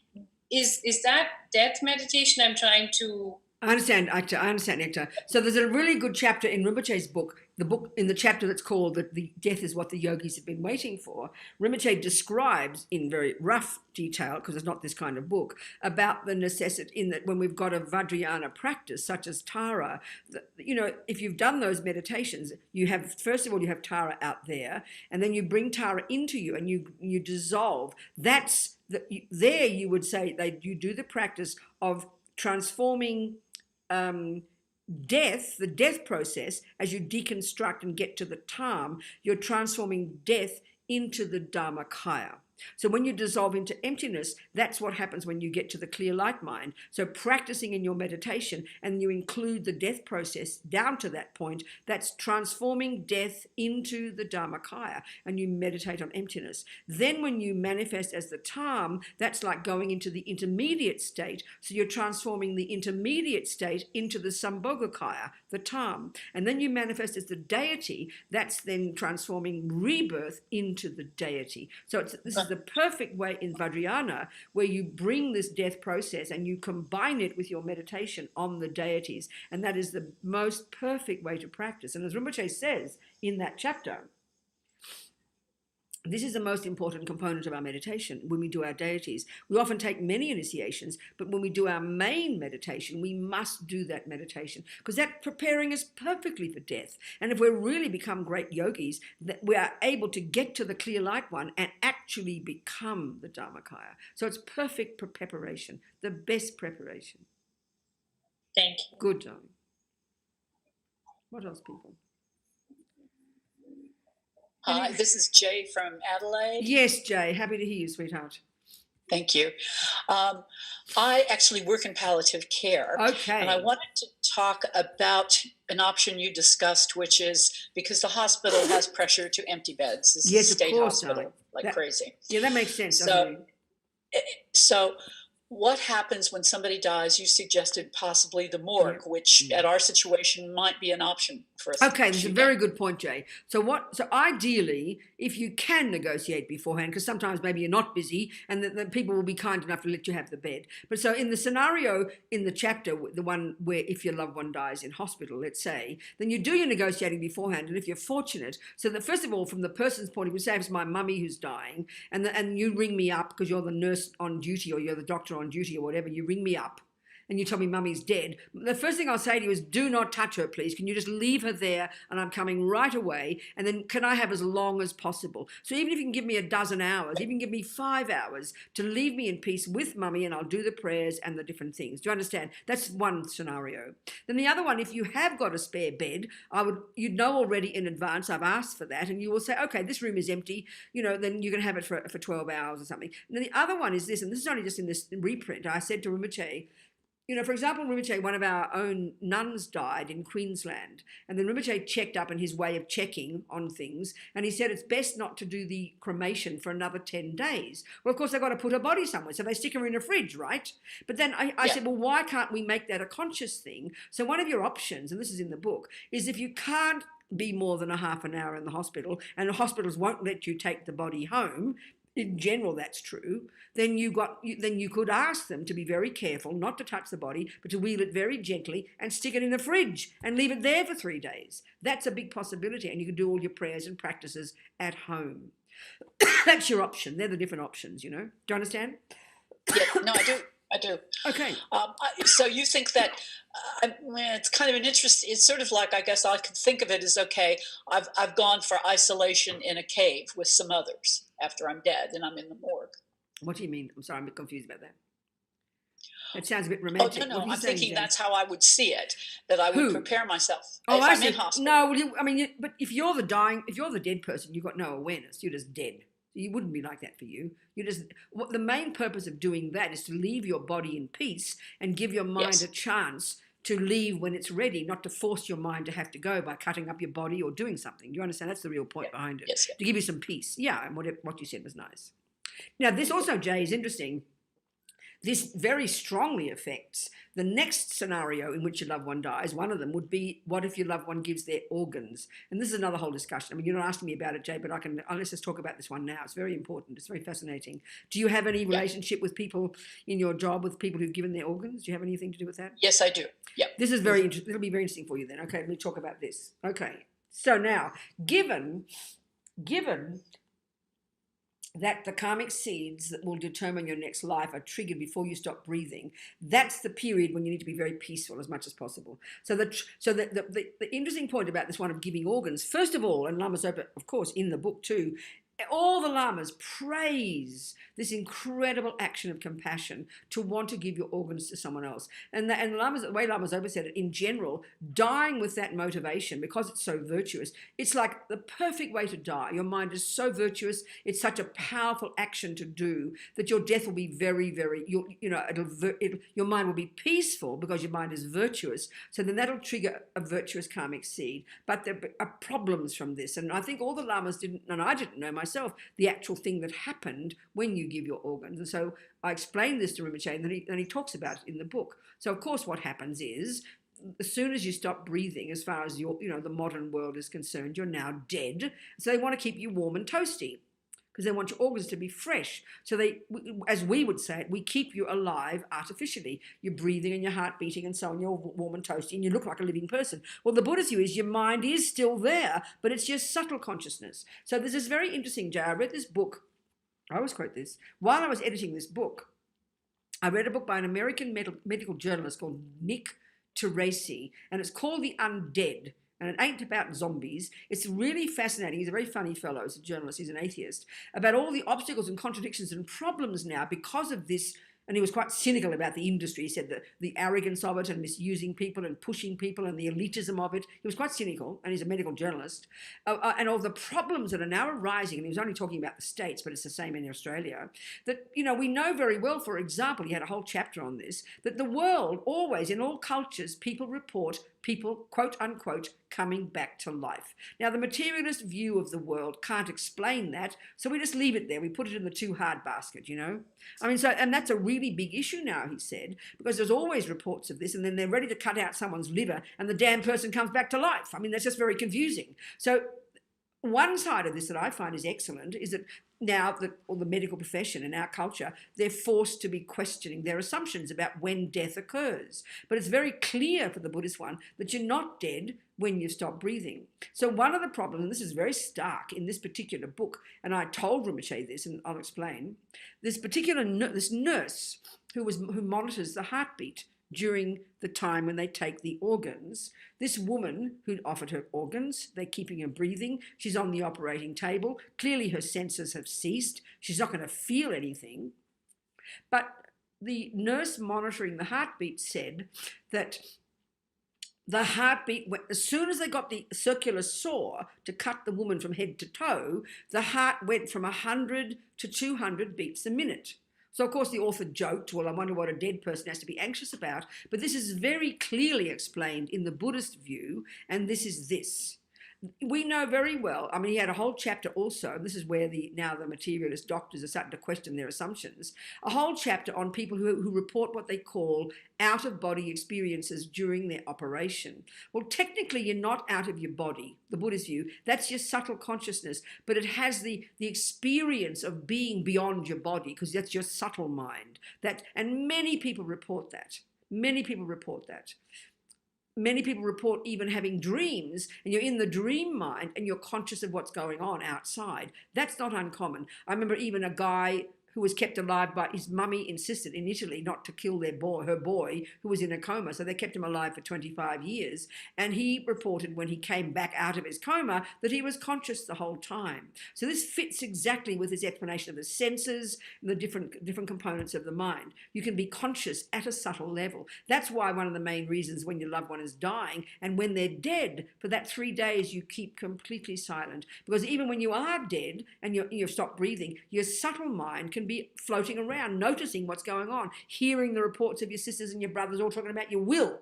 I mean, it's going to be very, very distressing. And that's your subtle consciousness. Well, you can say that that's what happened to that woman. She had stopped breathing. Her senses had ceased. Now, not everybody who has an operation feels that. I had an operation recently, and I was, the anesthetic was lovely. I woke up all fresh, like after a nice sleep, I wasn't aware of what's going on, how they cut me open, or what the doctors said. And this whole chapter, he reported that. So I remember one doctor, so basically her subtle mind was aware of what's going on. That means she knows she's still who she is. And she's observing them get the circular saw and cut her open. So of course she freaked out. Of course her heart went to 200 beats a minute because she's conscious of it. So as Rinpoche says, the doctors have to be very careful. The hospitals have to be careful. And I think no one buys into these views, of course, in the West, but there's more and more discussions about these things now. But I do remember one doctor was quoted in this book as saying, I can now say with certainty that consciousness is not a function of the brain. I don't know what it is, but that much I can say. So I think that part of it's brilliant. They're really questioning assumptions now. Do you understand, Jay? It's very interesting. Yes. Yeah. No, I do. Okay. And most of the people I deal with are too ill for this. Okay. But interestingly enough, almost everybody can donate corneas, which gives sights to 2 people. It's incredible. That's amazing, isn't it? So the same with the corneas, they've got to cut them out soon, don't they? Absolutely. Yes. Yeah, absolutely. See, that's the part that Lama Zopa said. People just have to be careful because, of course, we don't think the mind is there, and we don't therefore think that they're still alive. And that's where it can be disturbing. That woman was a typical example. But as Rinpoche says too, and I can see this, many people won't be disturbed because you won't be aware of it. So it'll be okay for most people. But the other thing is even this. In the book, and I said to Rinpoche, is it possible after your organs have been cut out, is it possible that the mind is still in the body? He said, yes, in some cases it can be.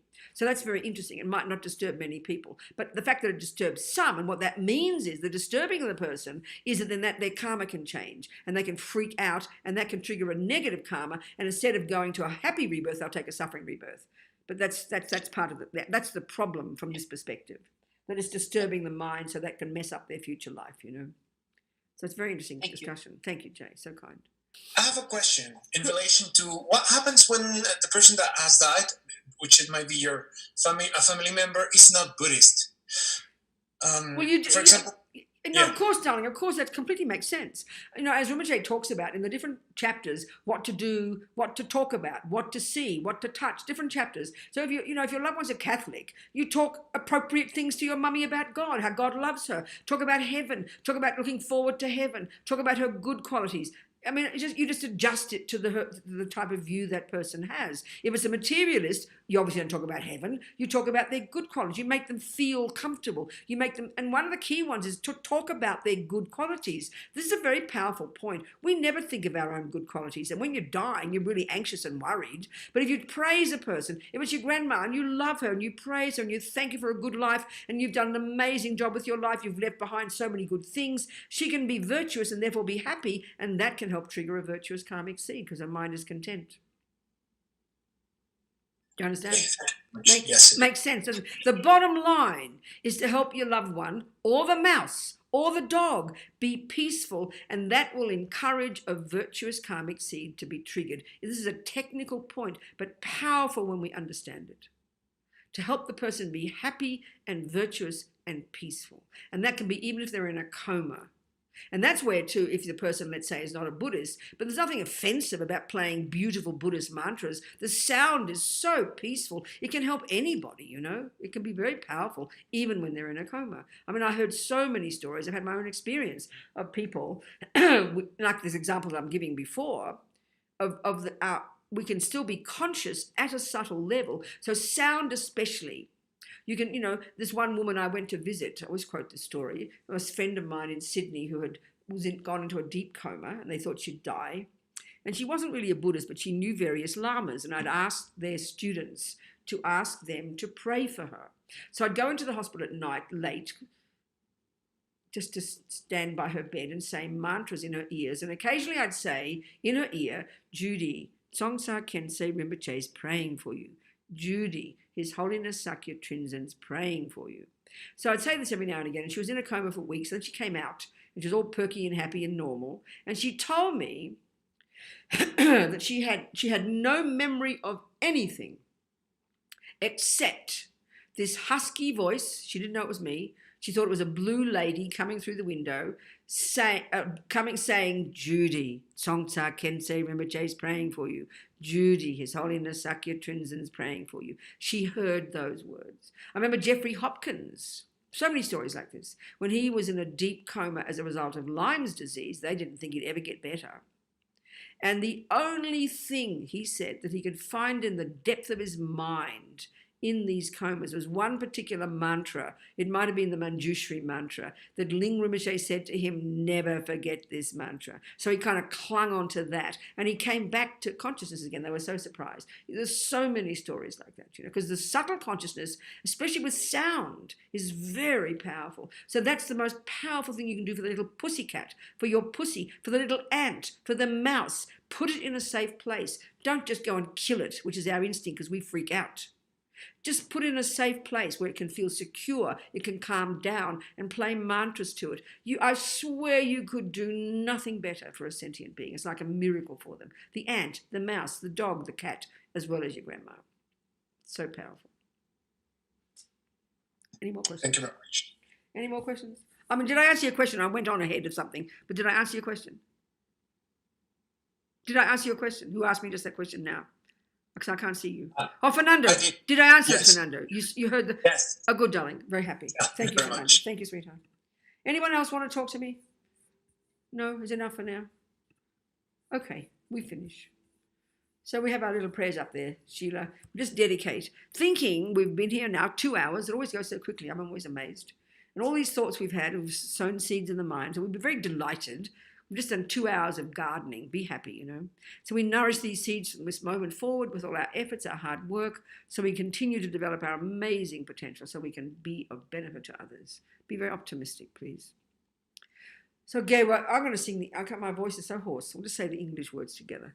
Due to these merits of these virtuous actions, may I quickly attain the state of a Buddha and lead all living beings without exception into that enlightened state. And may the supreme jewel bodhicitta, this amazing aspiration to be a benefit to others based on compassion, that has not arisen in the minds of others, may it arise and grow. And may that which has arisen in the minds of others never diminish and increase more and more and more. That'll do. That's enough. Okay. Sheila, thank you. Gus, thank you. Everybody, thank you.